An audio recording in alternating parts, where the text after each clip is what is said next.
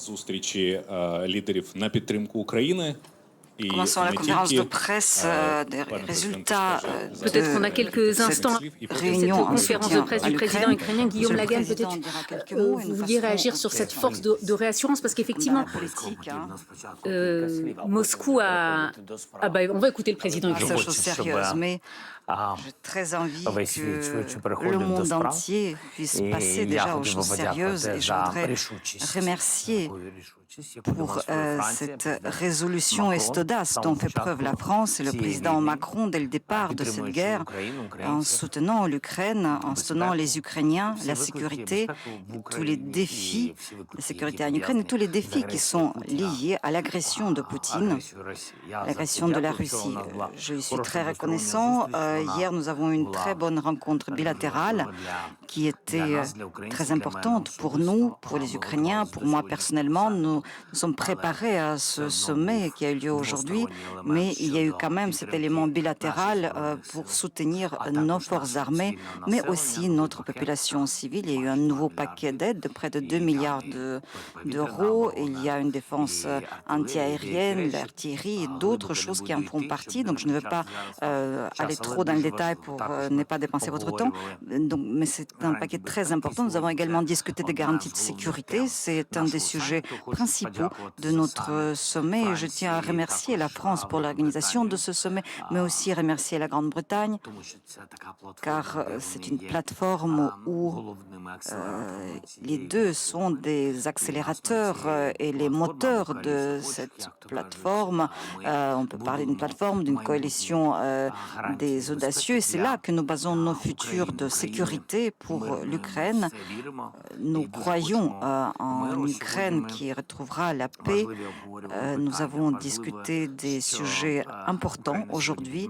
Il est important que l'Ukraine soulève ces questions et les 31 voix présentes aujourd'hui ont soutenu le fait que la levée des sanctions, quelle qu'elle soit, à l'égard de la Russie, tant que la guerre dure et qu'elle ne cesse pas par une paix juste, est important. C'est un signal important venant des pays d'Europe unis, non seulement des pays d'Union européenne, mais des pays d'Europe. C'est important. Deuxièmement, c'est donc des nouveaux paquets de soutien. Je ne vais pas entrer dans le détail, mais nous avons pu confirmer, certains pays d'Europe ont confirmé leur engagement et la vision quant à l'augmentation de la production ukrainienne, des investissements dans cette production, je pense que c'est une mesure très juste. Nous nous sommes mis d'accord sur le fait que dans les jours qui viennent, nous allons travailler sur les infrastructures de garantie de sécurité. Nous allons attendre nos partenaires, certains de nos partenaires, puisqu'il va d'abord travailler la base en Ukraine. Je vous remercie et hier, la Tour Eiffel a montré au monde entier le soutien de la France pour l'Ukraine et je vous remercie beaucoup d'avoir vu cette Tour Eiffel parée des couleurs ukrainiennes. La première question à France Télévisions, s'il vous plaît.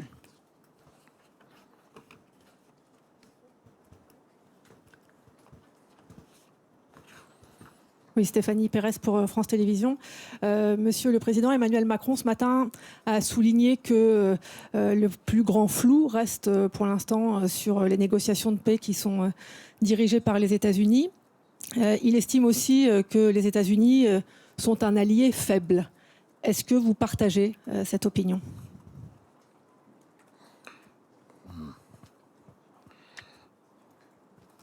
Je vous remercie de votre question. Je voudrais tout d'abord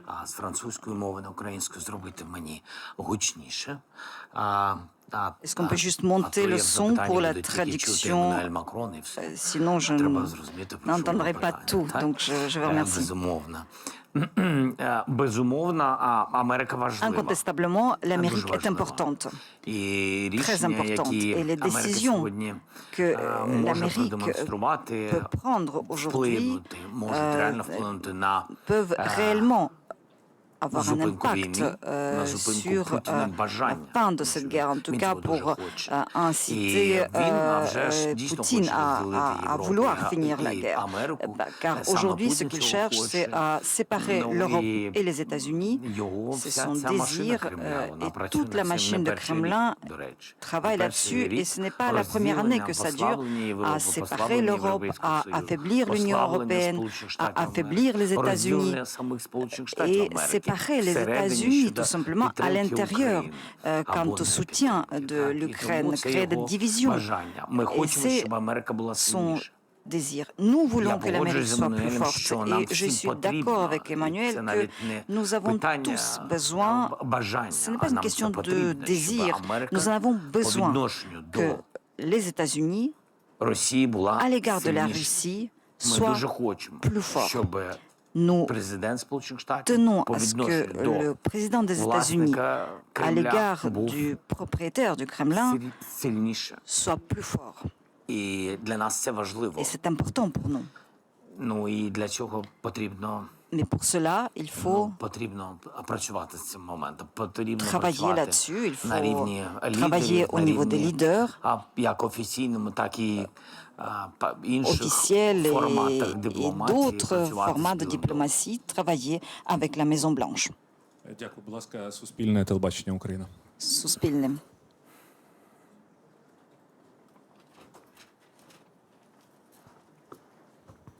Добрий день, Валерія Пашко, Суспільне. Пане президенте, якраз про Америку заговорили. З'являлася інформація про те, що готується якраз нова угода щодо корисних копалин між Україною і США. Entre l'Ukraine et les États-Unis quant sol rare. Est-ce que vous pouvez nous donner plus de détails? Est-ce que nous sommes davantage contents de ce projet que celui qui existait il y a quelques semaines? Peut-être vous avez de nouveau l'intention de vous rendre à Washington pour signer cet accord. Pour l'instant, je n'ai pas l'intention d'aller à Washington. Parce que... D'abord, ce n'est pas à l'ordre du jour. Ensuite, nous avons aujourd'hui déjà beaucoup d'accords sur les sols rares. Par conséquent, je ne voudrais pas que ce soit dans la dimension théorique, mais plutôt pratique. Lorsqu'il y aura une version finale de la part des États-Unis de tel projet, énième accord, puisque les conditions changent constamment et il me semblait que nous nous étions mis d'accord sur l'accord cadre et ensuite un accord complet. Aujourd'hui, si je comprends bien, les équipes ukrainiennes et américaines travaillent là-dessus, car l'Amérique aujourd'hui modifie les règles et propose donc un accord complet. Mais un accord complet demande une étude détaillée, car il s'agit des accords sérieux qui doivent être ratifiés au Parlement. Mais avant cela, il faut que les juristes travaillent là-dessus. Donc d'abord, les juristes travaillaient sur un format, sur un accord, deuxième accord, ensuite on est parvenu à un accord sur un accord cadre, et là les règles ont changé, et là nous devons agir de manière circonspecte, je dirais.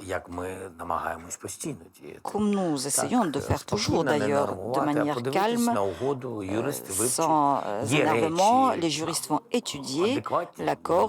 Si des choses sont adéquates, nous allons le soutenir.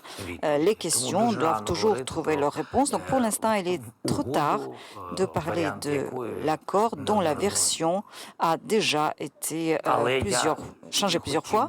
Mais je ne voudrais pas que les États-Unis aient le sentiment que l'Ukraine est contre. Sur le principe, nous avons fait preuve constamment de notre volonté. Nous avons envoyé nos signaux positifs. Nous sommes pour la coopération avec les États-Unis. Nous ne voulons pas donner des signaux parlant ou laissant croire qu'il y a une sorte de pression ou qu'ils veulent mettre fin à leur aide ou au partage des renseignements. Donc c'est la raison pour laquelle nous agissons de manière constructive tous les jours. Дякую. Колеги, будь ласка, активніше піднімайте руки, щоб я бачив, хто хоче ставити запитання, а поки телеканал Інтер Україна так само. Over there. Добрий день, Ніна Коломієць, Bonjour, телеканал Ніна Інтер, Коломієць, марафон «Єдині новини». Інтер, Президент марафон, Макрон заявив за підсумками сьогоднішнього le président саміту, що Macron a déclaré франко-британська місія має qu'une вирушити до mission Києва, щоб franco-britannique doit se визначити, rendre що à можна Kiev зробити для pour підтримки déterminer ce qui війська peut être України. fait pour Розкажіть, будь ласка, soutenir les деталі, forces armées які вам ukrainiennes. Est-ce que vous відомі, pourrez коли це nous parler des станеться, détails, про що саме quand йдеться est-ce que і cela чи interviendra et de quoi il s'agit et est-ce que cet accord prévoit l'envoi d'un contingent militaire? Est-ce que d'après donc, les résultats de cette grande rencontre, est-ce que nous avons une idée de quels pays sont prêts à s'engager, quel volume, etc. Je vous remercie beaucoup de votre question. Nous discutons avec le président Macron, le Premier ministre Starmer et d'autres leaders. Nous attribuons une grande importance à l'infrastructure donc de notre future garantie de sécurité. Une partie importante de cette structure, c'est notre armée, son financement, son renforcement. Je parle des forces armées ukrainiennes. Nous travaillons là-dessus et c'est aussi un accent qui a été placé par tous les pays en commun que la Russie ne peut pas dicter quant au nombre de notre armée, ni aujourd'hui, ni à l'avenir. Ils peuvent agir à l'intérieur de leur pays, ça n'intéresse personne. Mais dicter comment l'Ukraine doit se défendre, ils n'ont pas le droit de le faire. Et il est important qu'il n'y ait pas de soutien. Nous savons qu'ils n'ont pas de soutien en Europe. La plupart des pays, en tout cas toute la coalition qui était présente aujourd'hui, soutient le fait que l'Ukraine doit préserver son armée, une armée forte, telle qui aujourd'hui résiste à l'invasion russe. Il est important que cette attitude soit partagée par les États-Unis. Dès lors, la rencontre d'aujourd'hui transmet un signal aux États-Unis et aux autres. En ce qui concerne donc d'autres mesures, outre notre armée de garantie de sécurité, cela concerne bien sûr le contingent. Il y a beaucoup de propositions de la part des leaders. Et ils sont plus nombreux. Le fait qu'il y ait plus de pays qui au ciel, qui avec des armements de défense antiaérienne, d'autres donc avec l'engagement au sol, d'autres veulent s'engager en mer, d'octroyer ces garanties de sécurité à l'Ukraine, ou ne pas envoyer leur propre contingent. Donc ces pays deviennent plus nombreux. En ce qui concerne les actions, les modalités et la responsabilité de ce contingent, qu'est-ce qu'il pourra faire, qui va le diriger, etc. Il y a encore beaucoup de questions et peu de réponses. Il y aura une rencontre franco-britannique, comme a dit Emmanuel. Je pense qu'il y aura d'autres pays, probablement, qui vont se joindre justement pour voir quelle est la base qui avait été préparée par l'Ukraine, quelle est notre vision, où nous voyons la présence de ce contingent de manière qualitative et quantitative, commencer ce dialogue de manière plus concrète. Je vous remercie. Британські ЗМІ, чи є в залі Donc, les британські médias ЗМІ? britanniques, si, From Britain, from UK, from the UK, no? qui Okay. sont présents. Non? Je vous en prie. Okay, it's even better. Médias Hi américains. there. My name is Catherine Porter. I'm with the New York Times. I'm wondering, Porter, New York you Times. said yesterday in your Hier, televised vous interview avez with dit many lors de different votre entretien public télévisé television stations from around Europe qui that what you were really réunissait un hoping grand to get nombre today de was a chaînes de firmer télé commitment européennes, from que this vous coalition of espériez the que cette willing coalition in des terms of volontaires security allait guarantees. prendre des It seems engagements you did fermes not en get that matière de today. garantie Are de you sécurité, mais j'ai disappointed? l'impression que vous ne l'avez pas eu. Vous ne l'avez pas obtenu. Êtes-vous déçu? Je ne suis pas déçue, j'ai obtenu les choses qui étaient importantes pour moi, le soutien infaillible, et c'est une histoire qui a un prix. C'est notre armée, c'est le soutien de l'Ukraine aujourd'hui et après la fin de la guerre, et c'est important. Ensuite, je suis très content qu'aujourd'hui et à l'avenir, nous allons investir avec les partenaires dans la production ukrainienne des drones de lutte cyber sur la défense antiaérienne et dans d'autres choses technologiques. Je ne veux pas en parler aujourd'hui, donc les drones missiles, etc. C'est très important pour moi qu'il s'agisse de choses qui concernent la période actuelle, mais aussi après la guerre.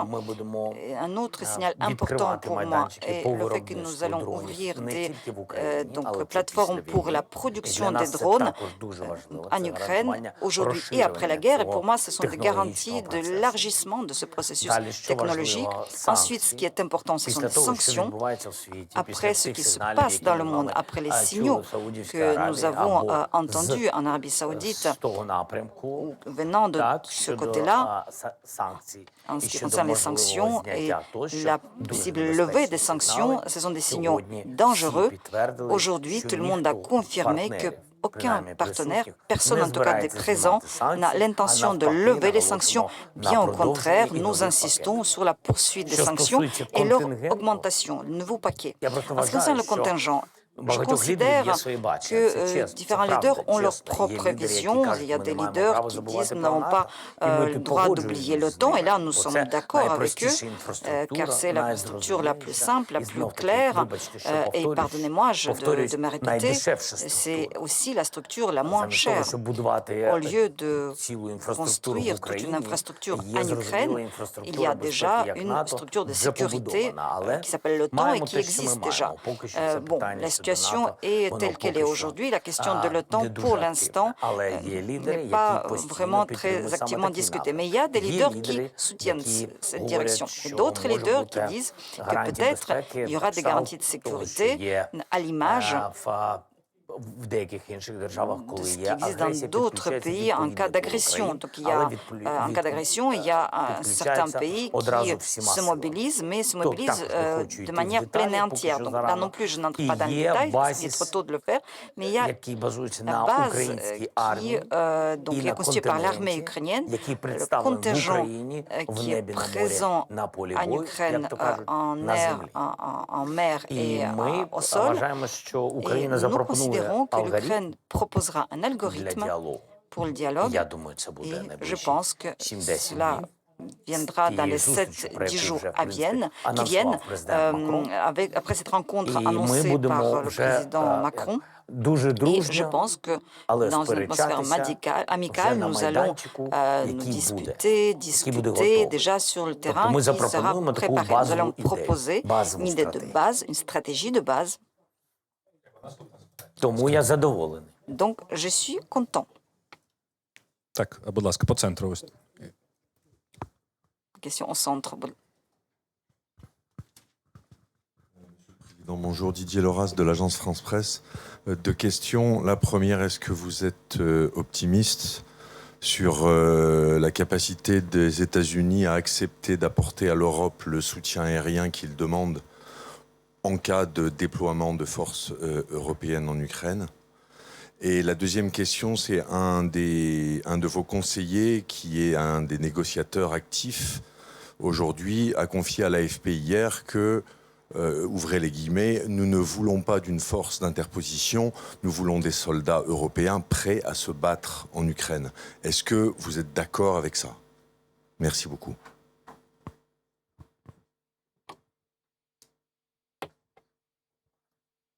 А якщо можна, давайте з другої частини з вами. Commençons par la deuxième partie. En ce qui concerne mon conseiller, hier à la conférence de presse avec le président Macron, j'ai entendu la même question. On parlait d'un conseiller anonyme, sans donner son nom. Aujourd'hui, vous revenez sur un conseiller. J'ai un autre conseiller et de nouveau la même question. Mais c'est un conseiller qui a posé la question hier et le même conseiller aujourd'hui. Je voudrais comprendre de quel conseiller s'agit-il et qu'est-ce que vous voulez dire par là. De quelle force nous ne voulons pas. Est-ce qu'il y a des forces qui sont censées se battre? Je ne comprends pas très bien la question. No. What do you mean? I mean, what do you mean about what my advisor? Who is he? Can you show me where is this advisor? Qui est ce conseiller? Est-ce que vous pouvez me donner son nom? Je pense que ce serait vraiment extrêmement intéressant. Ce conseiller était nommé directement sur le fil AFP. Il s'appelle M. Javkov, si je me souviens bien. Yavkov. Voilà. Ok, pas you. Voilà, donc c'est lui et qui nous a déclaré « Nous voulons des soldats européens qui sont prêts à aller se battre. Nous n'avons pas besoin d'une force de maintien de la paix. » Merci beaucoup. Нам не потрібно. Окей. Зараз я зрозумів запитання. J'ai Через compris переклад votre я зараз question. зрозумів. Дивіться, ми обговорювали контингент. Nous avons discuté du contingent, d'un contingent militaire, la présence наш захист de notre представлення protection країн наших партнерів, la представлення в présence небі, на des морі і на землі, pays як я сказав. partenaires Це en війська. mer, Це війська. au sol Ми et не dans les airs. говоримо про C'est une armée. війська Nous ne parlons ООН, pas ми не de говоримо forces про de l'ONU, ОБСЄ. nous ne Є і parlons такі pas de пропозиції, l'OSCE. вони є Nous на avons столі, ces ми propositions qui sont sur наша la table, позиція щодо ОБСЄ qui sont à discuter. при Mais всій notre повазі. position, avec tout le respect ми que не nous devons хочемо à cette просто organisation, присутність nous ne ОБСЄ. souhaitons pas Це la не є présence de гарантіями l'OSCE. безпеки. У Ce них n'est pas є une garantie de свій sécurité. функціонал, Ils але ont leur у fonction, них немає відповідного mais ils n'ont мандату. pas de mandat. Просто немає як у військового контингенту. Donc, І русські їх не tel бояться. qu'ils pourraient avoir ОБСЄ le були contingent представлені militaire. Et les Russes n'ont pas peur de. Довіртесь Le SE нашому était досвіду présent спочатку en Ukraine. першої окупації. Croyez en notre Після expérience. 14 року Après ОБСЄ 2014, були в le Україні. SE était Вони présent були en як на Ukraine. сході нашої держави. Dans Передусім, l'est вони de були notre на pays, сході. essentiellement, У них не було ils мандату, n'avaient вони pas, навіть les не coalitions n'avaient pas de могли mandat допомогти et нам n'avaient з pas нашими le droit de nous aider, хлопцями і même дівчатами, avec які були nos там за ґратами на nos території concitoyens qui étaient emprisonnés, qui étaient derrière les barreaux sur le territoire occupé. Le SE ne pouvait pas aller les voir. Donc c'est autre chose. Nous parlons des garanties de sécurité et non pas de gel du conflit ou sur la ligne du contact ou la ligne du front viennent des hommes qui assurent une sorte de monitoring. Ce n'est pas du tout de cela qu'il s'agit. Nous parlons des professionnels qui garantissent la sécurité à l'Ukraine.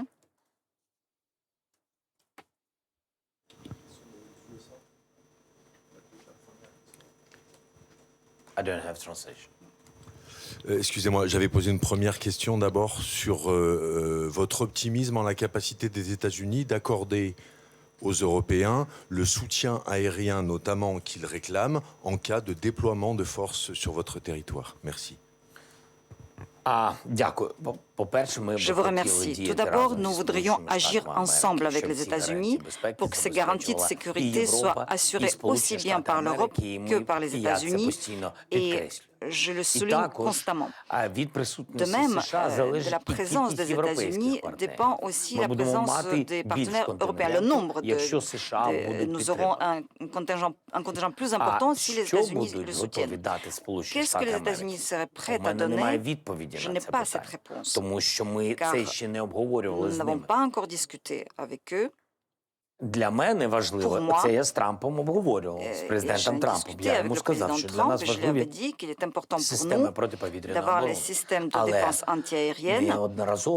Але неодноразове якесь рішення, а постійна діюча система тотального, повністю 100% захисту українського неба.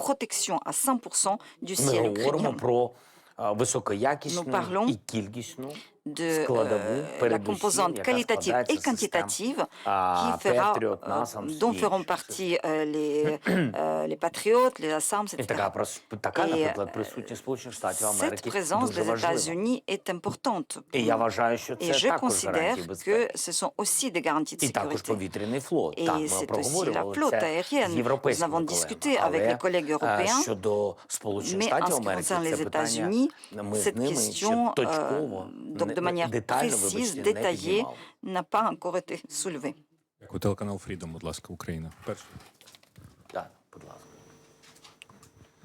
Фрідом, Віталій Сизов. Пане президенте, зараз Брюссель прийняв нову програму переозброєння Європи.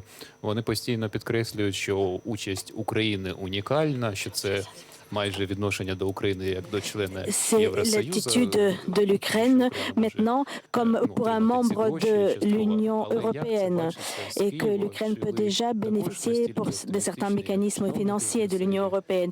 Et est-ce que au Kiev on a le même ressenti que la perception qui était donnée par Bruxelles, parce que c'est présenté également comme un des éléments de garantie de sécurité? Я не впевнений, що це гарантії безпеки. Я б це Je ne suis pas sûre que ce sont les garanties de sécurité, ce sont les garanties de financement de la sécurité.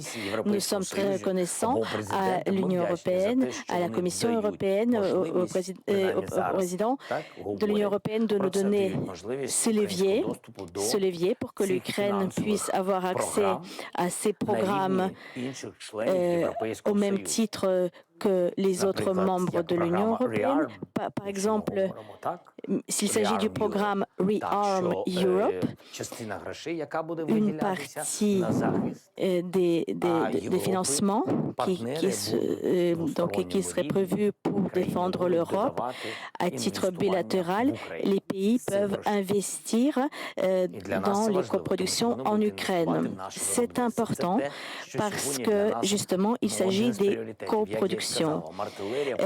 Pour nous, c'est une des priorités. L'artillerie, les drones et les moyens de guerre électronique pour tout ce qui est l'environnement de sécurité. Nous avons un énorme décalage, gap, au niveau du financement, c'est-à-dire 60% de financement nous manque. Et alors, nous avons des accords de sécurité avec les partenaires qui couvrent une certaine partie, mais nos capacités de production sont bien supérieures, auraient pu être bien supérieures s'il y avait ces financements. Bonjour, Julien Perron, magazine Le Point. Vous dites que la position des... J'attends la traduction. Vous dites que la position américaine reste floue. On a l'impression que la position des Européens est elle aussi un peu floue, y compris à l'issue de ce sommet qui devait clarifier les choses. Alors on voudrait savoir si à vous, la position des Européens est claire et si vous paraît suffisamment déterminée et soudée.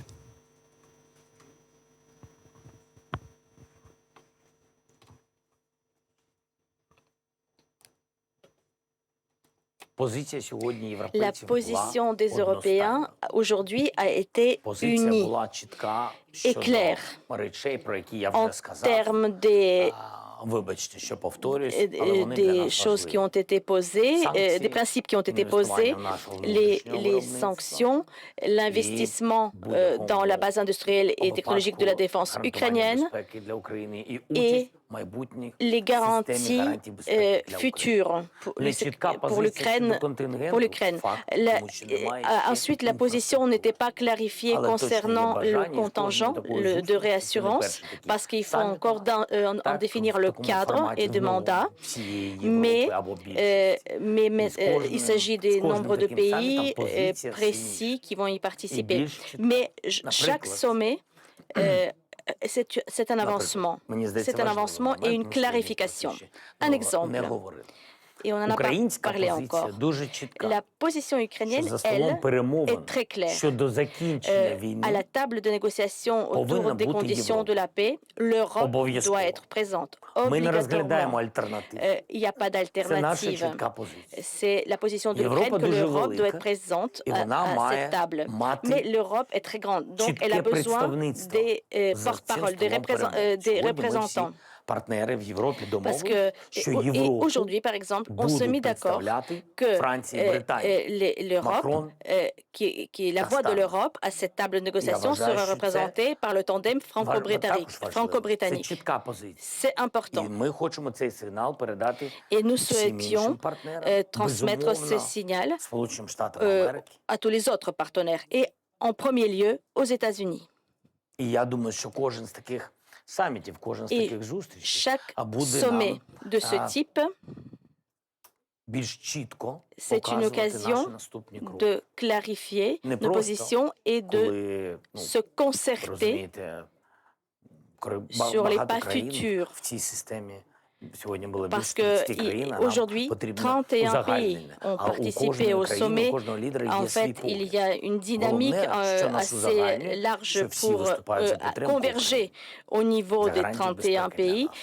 Mais le dominatif commun, c'est le socle commun, c'est les garanties de sécurité. Et ce socle doit être solide pour que l'intérêt souverain de l'Ukraine ne soit pas trahi dans ce socle. Et le pour nous, il est absolument essentiel à ce qu'il y ait non-reconnaissance de jure des territoires occupés. C'est impossible d'accorder cette possibilité. Et parce que de la part des États-Unis, on a déjà entendu certains signaux, certains compromis concernant les territoires.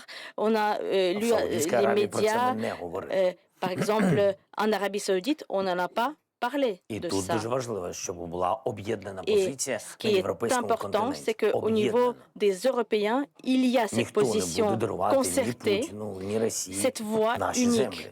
On ne va pas offrir à Poutine nos terres. Poutine, qui a violé le droit international, il doit répondre pour cette violation du droit international. C'est notre position commune au niveau de l'Europe, l'Ukraine et l'Europe. Et ça, c'est aussi un bilan. Там, будь ласка, ваше запитання. А потім... Bonjour, Nicolas Burnand de la radio RTL. 2 questions, Monsieur le Président. On a bien compris la distinction que vous faites entre force de maintien de la paix et de réassurance. Aujourd'hui, Emmanuel Macron a dit à quoi pouvaient ressembler ces forces de réassurance, c'est-à-dire pas sur la ligne de contact, peut-être dans des villes et qui ne se substitueraient pas à l'armée ukrainienne. Pour vous, l'idéal, c'est quelle forme, si vous pouvez nous le dire précisément? C'est ma première question. Et ma deuxième, il y a quelques mois, vous aviez discuté avec Emmanuel Macron de l'envoi d'instructeurs militaires français en Ukraine. Où en est ce projet? Merci. Завдання у відповідного контингенту буде не тільки гарантії безпеки, або гарантії безпеки, це не тільки їх розташування в стратегічних місцях. Деталі про це я просто не можу говорити, поки що, хоча розумію деякі вже речі, тому що ми порозуміємо, у нас є деякі домовленості. Але ще є тренування, є навчання, є Mais il y a plusieurs composants. Il y a la formation et l'instructage, la coproduction et la formation de nos forces. Nous avons déjà parlé très concrètement de certaines de ces choses. Par exemple, la coproduction.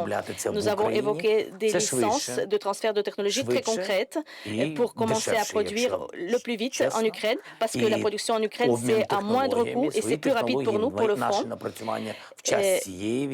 Et en temps de cette guerre, pendant que la guerre dure, on en a besoin de cette accélération en termes des drones, en termes de missiles, de défense antiaérienne. On en a besoin de produire plus rapidement et pour ça, on a besoin aussi, pour garantir la sécurité de ces sites industriels, on a besoin des contingents qui vont garantir cette sécurité. Yes, your question. Bonjour, Julie Dungeloff pour France 24. On voit la manière dont les négociations se sont passées en Arabie Saoudite et notamment les communiqués qui ont vraiment différé entre les différentes délégations. On voit la manière dont les sommets se passent au niveau européen avec très peu d'avancées concrètes. Est-ce que nous sommes trop lents, nous les Européens? Et surtout, pouvez-vous vraiment aujourd'hui faire confiance aux Américains?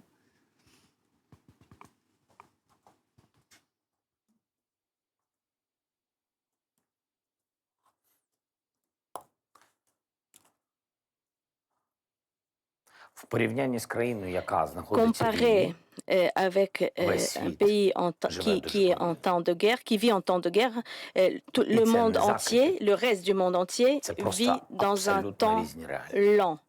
Parce que ce n'est pas du tout les mêmes réalités. Je suis d'accord avec vous.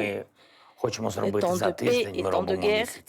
Alors nous, ce qu'on peut faire en un mois, on en fait en une semaine. Et nous, ce qu'on souhaite de traiter en un jour, ici, ça prend des mois. En termes de, par exemple, de maintien de nos matériels endommagés. Par exemple, les temps sont lents. C'est pour ça que nous insistons tellement sur les licences, sur les licences pour le maintien et pour la production. Pour le Patriot, par exemple, pour le maintien des missiles, pour réparer les lanceurs, pour réparer, nous avons des frappes, nous subissons les frappes quotidiennes. Nous avons beaucoup de victimes au jour le jour. Et quand on subit ce temps de perte, les vies humaines qui sont perdues, c'est incompréhensible pour les gens qui subissent ça, cette lenteur.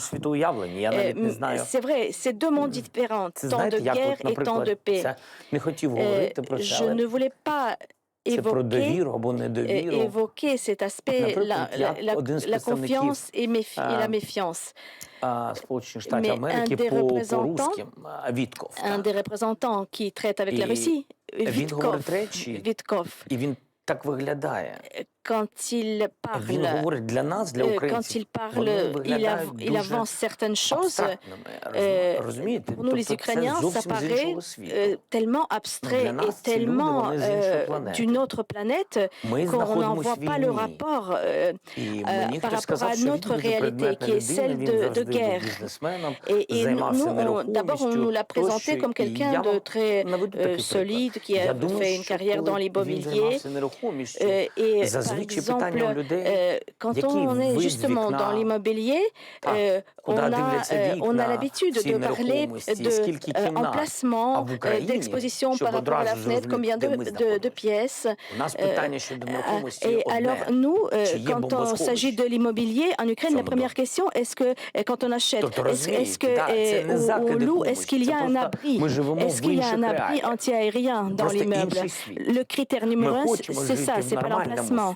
Et donc, maintenant, il faut qu'on converge en termes de ces critères et qu'on vive dans le même monde, qu'on converge dans notre vision. Donc, vous m'avez demandé, est-ce qu'on ne trouve pas que vous êtes trop lent en Europe? Peut-être.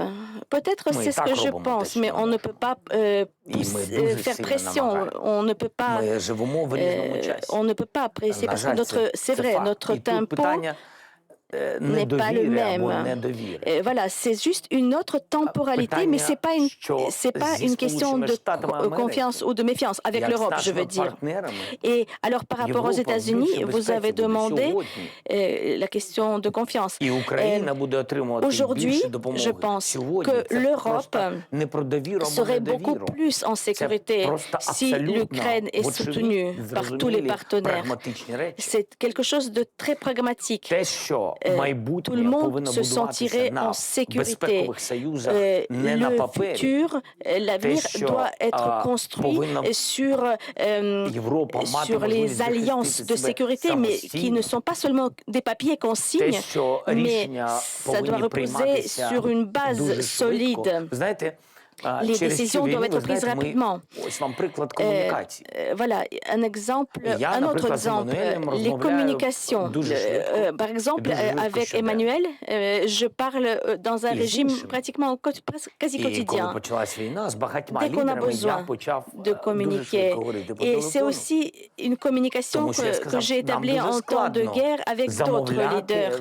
Parce que, vous savez, avant, pour demander une communication au niveau de chef d'État, on peut s'inscrire dans l'agenda, de faire adresser une demande et dans 5 jours, on fait le calage et on trouve le créneau.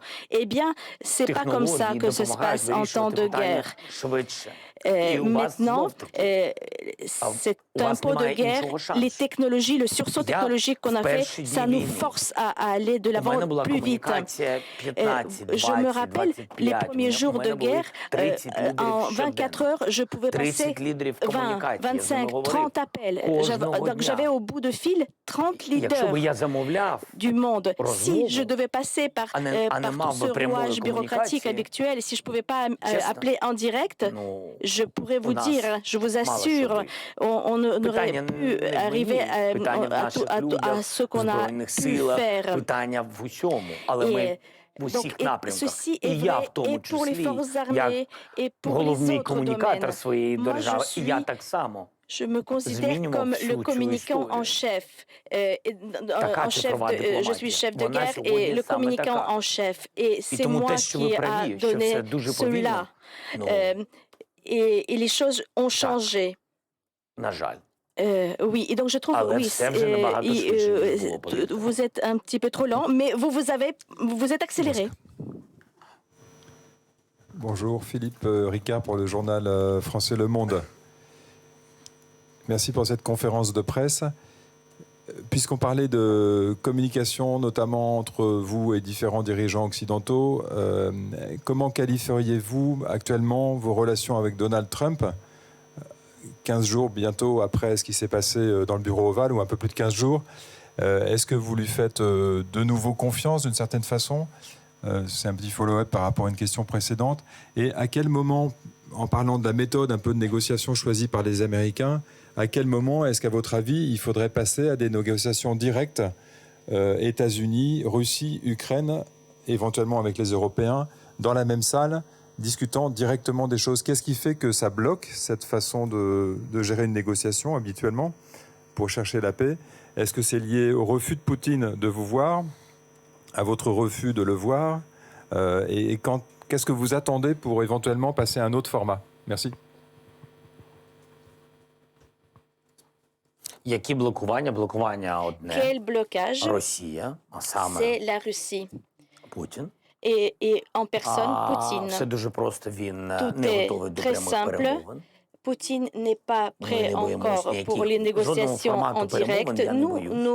Moi, je suis prêt pour n'importe quel format. Je n'ai pas peur.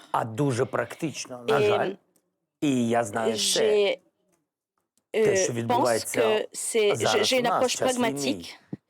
Je sais qu'en temps de guerre, je comprends parfaitement quelle est la situation sur le front. Moi, je contrôle la situation jour par jour.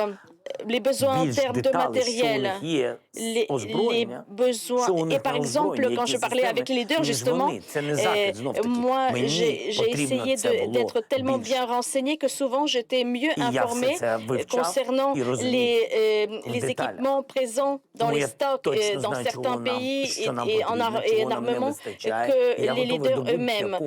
Donc, moi, je pense que je suis prêt maintenant de négocier dans n'importe quel format dans le but de mettre fin à cette guerre.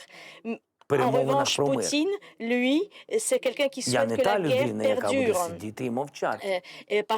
Mais par contre, il sait aussi que moi, quand je serai à table de négociation, je ne vais pas avaler juste les narratifs de Poutine. Et ça ne m'intéresse pas son caviar et les grandes réceptions au Kremlin. Moi, je vais parler des choses vraies. Moi, je suis prête à nous défendre contre ces dinosaures. Moi, c'est vrai, notre but est commun de mettre fin à cette guerre avec vous. Et nous, on doit faire bloc contre lui. Il faut employer la pression, parce que le seul contre Poutine, son objectif à lui, à Poutine, c'est de mettre à mal la souveraineté ukrainienne et le nivellement de l'identité ukrainienne. Ceci est inacceptable pour nous. Donc c'est pour ça, moi je suis prêt à me mettre à la table de négociation, mais je voudrais être dans une position forte et toutes les choses ne sont pas acceptables pour moi. Et c'est pour ça, quand je dis ce que j'ai besoin, pourquoi j'ai besoin de président Trump à mes côtés, et je lui dis ça des premiers jours, j'ai besoin que l'Ukraine a une position forte. Et pour qu'on ait une chance d'adhérer, de mettre fin à cette guerre et d'aboutir à une paix fiable et stable pour ne pas avoir une nouvelle guerre demain.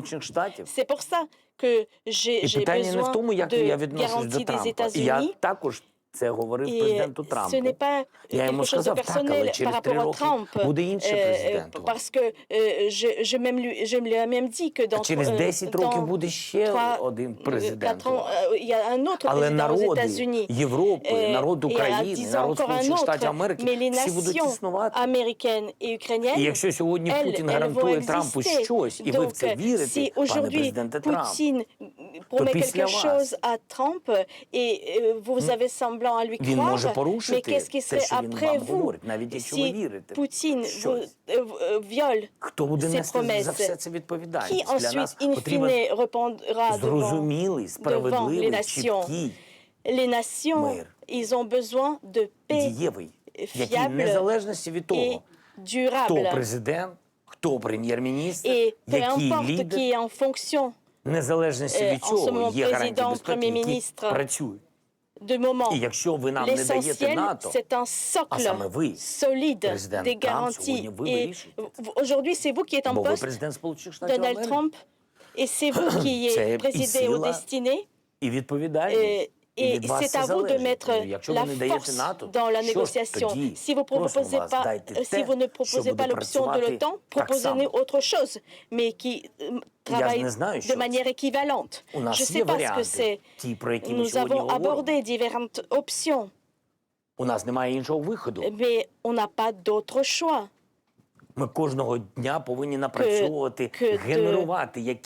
que de chercher ensemble des solutions adéquates. Et nous générons ces garanties et nous sommes à la recherche de ces garanties parce que notre partenaire stratégique en ce moment n'est pas capable de fournir à nous des garanties semblables aux garanties de l'OTAN. Et donc, si les Russes violent ensuite les accords, leurs engagements, et les États-Unis répondent à ça de manière efficace, là, on fait confiance aux États-Unis et à Trump. Et si les Russes violent et rien ne se passe, et il n'y a pas de sanctions, et au contraire, on négocie l'affaiblissement des fonctions, là, ce n'est plus question de confiance, c'est une autre question. Que faire avec ça, à nous tous? Будь ласка, Reuters. John Irish from Reuters here. What communication have you or your teams had with the US regarding the Black Sea ceasefire after the Saudi meeting, given Russia is putting its terms to it? Et qui a été négocié avec les États-Unis et la Russie pour la mer Noire. Vous en pensez quoi? Est-ce que vous avez été vraiment informé ou pas? Et ensuite, pour les forces de réassurance, le président Macron semble déterminé et semble vouloir envoyer des troupes en Ukraine. Mais est-ce que vous pensez que c'est vraiment quelque chose qui va se passer si les États-Unis ne soutiennent pas l'Europe?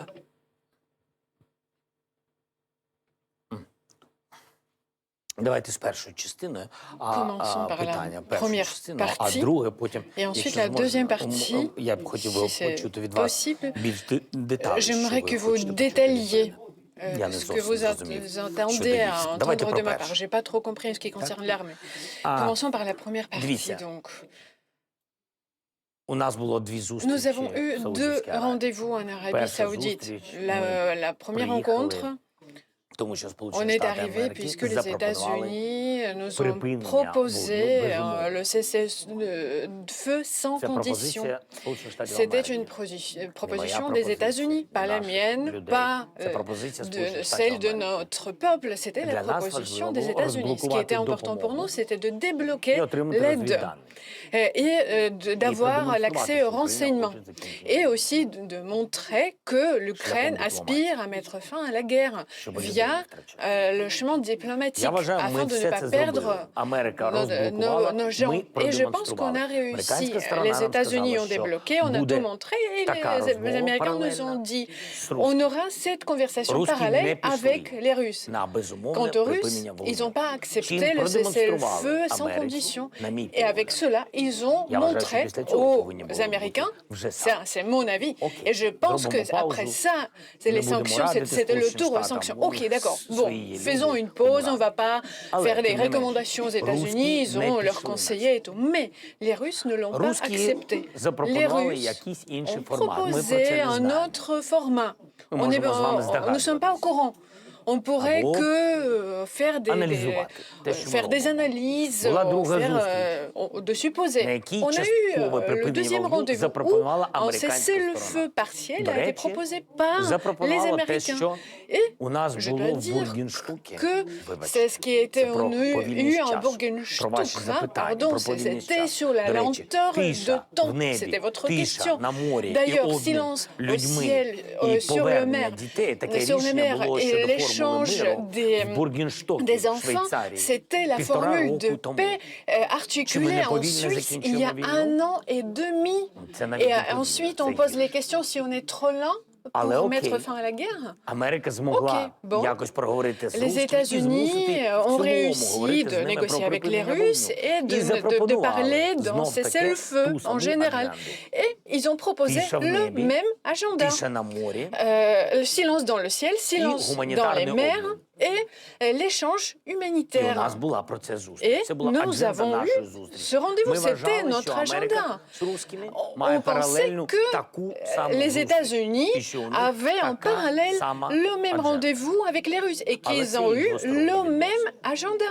Mais c'est leur relation bilatérale à eux. En ce qui concerne notre agenda, on est venu pour ça.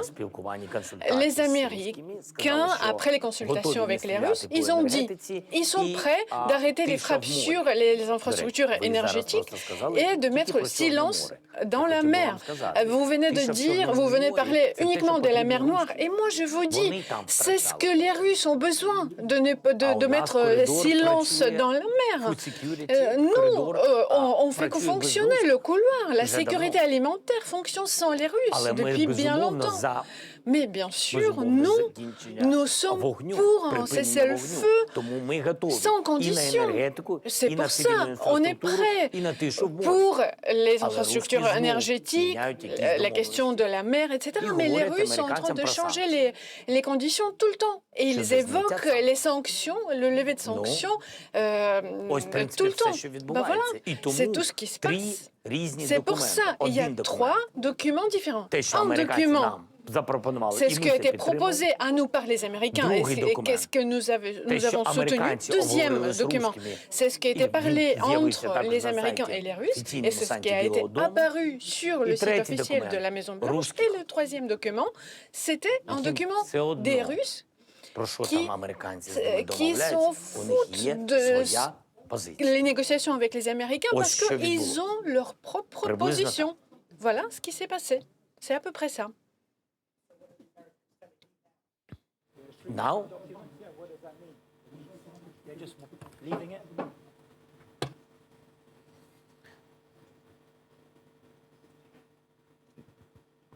Yeah, okay, I'm sorry. No, I mean, so what are the Americans actually telling you now? There are these 3 documents. There's clearly not a ceasefire on the Black Sea. Вони говорять, що вони вважають, що тиша в морі, тиша в енергетиці працює. Qu'un cessez-le-feu sur la mer et sur les infrastructures critiques fonctionne. Moi, personnellement, je pense qu'il y a 2 jours, on a eu une nuit sans les frappes sur les infrastructures énergétiques. Aujourd'hui, à Kherson, l'artillerie russe a frappé sur les infrastructures ukrainiennes. Voilà comment ça fonctionne. On a eu les 3 documents. Et je considère que les 3 documents, ça veut dire que c'est pas des négociations normales. C'est pour ça, c'est comme ça que ça fonctionne avec les Russes. Et moi, je pense que si il y avait des frappes sur Kherson aujourd'hui, s'il y avait des frappes et sur la gare, et il y a les infrastructures énergétiques qui ont été endommagées, puisque c'était bien le cas aujourd'hui. Et la ville de Kherson, la ville avec des civils, c'est pas le champ de bataille. Et c'était les civils qui ont perdu leur infrastructure énergétique. Et moi, je considère qu'il faudra avoir une réaction des États-Unis. Notre côté, qu'est-ce que nous on pourrons faire? Et on ne comprend pas trop qui fait la veille de quoi. Mais nous, on comprend très bien où les frappes sont arrivées, qu'est-ce qui était endommagé et qu'est-ce qu'on a perdu. Alors croyez-moi, en 3 ans de guerre, on est bien capable de regarder qui frappe sur quoi, avec les vidéos, avec les preuves vidéo, images, etc. On a tout ce qu'il faut. On va préparer tout ça. Notre ministre de Défense va avoir l'ordre de ma part. Il va préparer tout ça et il va passer tout cela aux États-Unis. Et après ça, c'est la réaction des États-Unis qui arrive. C'est ce qu'il nous disait. Il nous disait qu'il allait réagir sur les violations de nos négociations. Дякую, будь ласка. Наступне запитання ваше. Yes.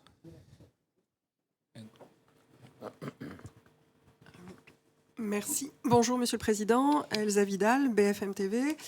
Vous avez discuté tout à l'heure des investissements français dans la défense ukrainienne.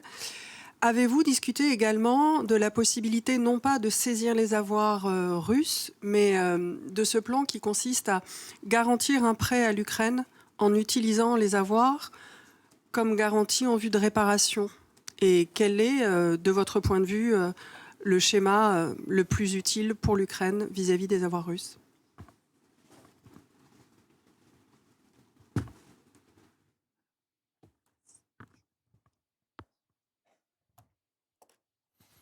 On parle des investissements et il y a quelques programmes de l'Union européenne. Il y a les investissements grâce au fait que nous utilisons cet argent.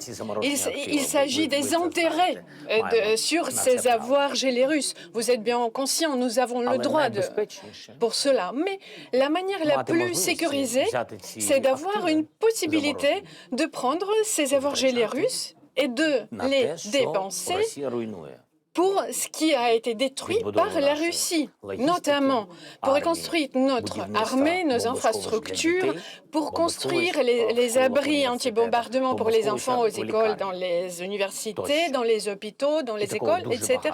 Et nous avons plusieurs points sur la liste, puisque, à mon avis, si on ne trouve pas une solution, non seulement pour les avoirs gelés, mais même si on récupère tous ces avoirs, ça peut nous arriver, voici ce que peut nous arriver après la guerre, on pourrait se battre avec les Russes pour ces avoirs russes. Alors, afin de ne pas se battre après la fin de la guerre, il faudra récupérer ces avoirs gelés tant qu'on a cette possibilité.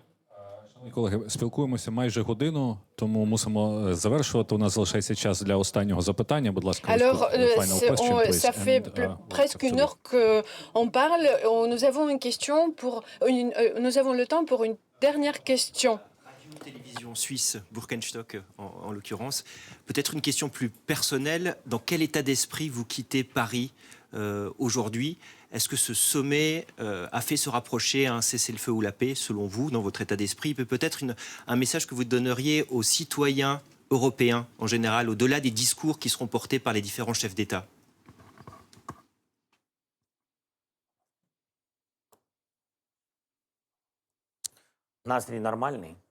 L'état d'esprit est normal. À mon avis, le sommet était très motivant. Merci encore une fois à Emmanuel pour l'organisation.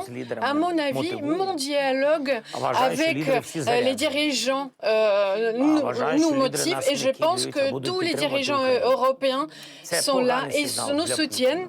Ils restent avec l'Ukraine. C'est un signal mauvais pour Poutine. Nous n'allons pas nous rendre, nous n'allons pas rendre nos territoires, notre indépendance. Il ne va pas pouvoir le faire avec nous. C'est pour ça que l'état d'esprit est plutôt normal. Nous ne sommes pas seuls. L'Ukraine est un État fort qui aspire à la paix, mais à la paix stable. La paix qui va être durable, la paix qui va être importante pour nous tous, pour nos enfants et pour nous aussi. Nous sommes encore jeunes, vous Дякую, savez. шановні колеги. Прес-конференція добігла Merci кінця. beaucoup, chers collègues. La conférence de presse est finie. Merci, au revoir.